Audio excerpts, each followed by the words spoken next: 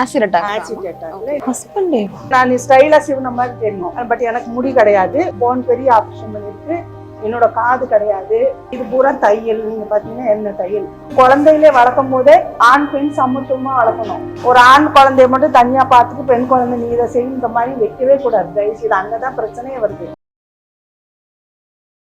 கிட்டத்தட்ட எனக்கு 25 வருஷம் ஆயிடுச்சு. என்னோட ஹஸ்பண்ட் தான். அவரு இல்லீகலா வேற மாதிரி கனெக்ஷன்லாம் இருந்தது. அதுக்கு நான் இடையூறா இருந்ததா acid attack. Acid attack. Husband நான் தான் வளர்த்து அம்மா இருந்தாங்க. எங்க அம்மா வந்து சப்போர்ட் பண்ணாங்க. அவங்க சிங்கிள் மதர் தான். அவங்க கொடுத்த தைரியத்துல தான் நான் வந்து வளர்ந்து வந்தேன். அவங்க நிறைய தைரியம் கொடுத்தாங்க, தன்னம்பிக்கை கொடுத்தாங்க. அதை வச்சுதான் நான் என் பிள்ளையில அவங்க சொன்னது உன்னை எப்படியாவது நான் காப்பாத்திக்கிறேன், அதே மாதிரி நீ உன் பிள்ளைகளை காப்பாத்தி. ரொம்ப கஷ்டப்பட்டு நான் ஒரு டெய்லரா இருந்து ஒரு எக்ஸ்போர்ட்டுக்குலாம் போயிட்டு அது கஷ்டப்பட்டு தான் பசங்க கல்யாணம் பண்ணேன். எல்லாமே பண்ணேன். எல்லாமே நல்லா இருக்கிறாங்க.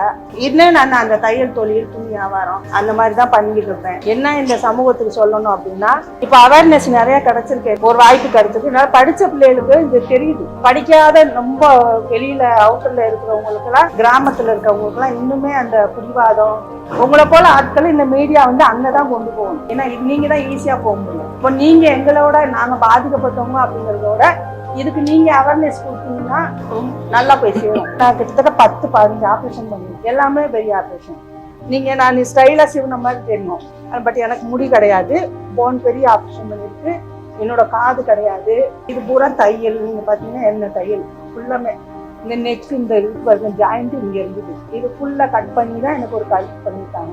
அந்த மாதிரி நான் ஒரு கிட்டத்தட்ட 15 ஆப்ரேஷன் கிட்ட பண்ணிட்டு இருக்கேன். உடம்புல இருக்க தோல் எடுத்து தான் பண்ணியிருக்காங்க. குழந்தையிலே வளர்க்கும் போதே ஆண் பெண் சமத்துவமா வளர்க்கணும். ஒரு ஆண் குழந்தைய மட்டும் தனியா பார்த்துட்டு பெண் குழந்தை நீ இதை செய்யும் இந்த மாதிரி வைக்கவே கூடாது. தயவுசெய்து அங்கதான் பிரச்சனையே வருது. ஏன்னா அவனுக்கு முக்கியத்துவம் கொடுக்கறதுனால அவன் தப்பு இல்லை. அவனோட தப்பே கிடையாது. நம்ம பெற்றோரோட தப்பு. ஒரு ஆம்பளை பிள்ளைக்கு முக்கியத்துவம் கொடுக்கறதுனால அவன் என்ன நினைக்கிறான், நான் பெஸ்ட்னு நினைக்கிறான். பொம்பளை பிள்ளைய தாழ்வா நினைக்கிறான். நீ எனக்கு குழந்தை, நீ உனக்கு குழந்தை, 2 பேரும் சமம் தான். அப்படிதான் பெற்றோர் வளர்த்தா அது வளர்ச்சி அடைய அதுக்கு அந்த சமத்துவம் தெரியும். இன்னொன்னு வந்து காதல் அப்படின்னு சொல்லிட்டு நிறைய ரொம்ப வேதனையா இருக்குது. குடிவாதம் பண்ணக்கூடாது. ஒரு பெண்ணுங்கிறவன் இன்னொருத்தரோட பொறுப்பு. அது ஒரு தகப்பனோட பொறுப்பு. தகப்பனோட அவர் எவ்வளவு பேணி காப்பாத்திருப்பாரு.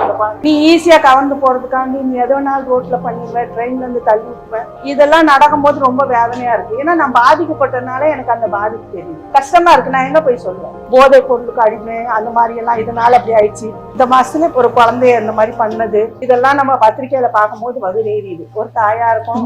எனக்கு ஒரு பேட்டி இருக்கு. இதெல்லாம் நினைச்சு வேதனையா இருக்கு. இப்ப வெளியில நம்ம நடமாடுறதா அப்படிங்கிற ஒரு பயம் இருக்கும். அந்த அளவுக்கு வர விடமாட்டாங்கன்னு வேற விஷயம். இருந்தாலும் எல்லா பெற்றோருக்குமே அந்த பயம் வரும். அது ஆணா இருந்தாலும் பெண்ணா இருந்தாலும் நம்ம பிள்ளை அப்படிங்கிறது ஒரு பயம் வரும். எனக்காண்டி நான் கோர்ட்டுக்கு 14 வருஷம் நானே தான் அலைஞ்சேன். அது கோர்ட்டு எனக்கு தோத்துருச்சு. அது வேற விஷயம். ஏன்னா அவன் பணம் இருந்துச்சு என்னென்னோ பண்ணி அவன் வெளில போயிட்டான். எனக்கு ஒரு சந்தேகம் நான் கேட்கலாம். சொல்லுங்க. ஒன்னும் கேட்க மாட்டேங்குது.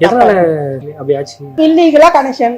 கல்யாணத்துக்கு அப்புறம் எனக்கு 3 குழந்தை பிறந்த அப்புறம் அவரு பழக்கனால இது நாங்க வந்து நான் இடைஞ்சலா இருக்கேன் அப்படின்ற மாதிரி அவரு. ஏன்னா நான் வேணான்னு சொல்லிட்டு அது ரொம்ப அவர் கூட சண்டை போட்டுட்டு இருந்தேன்.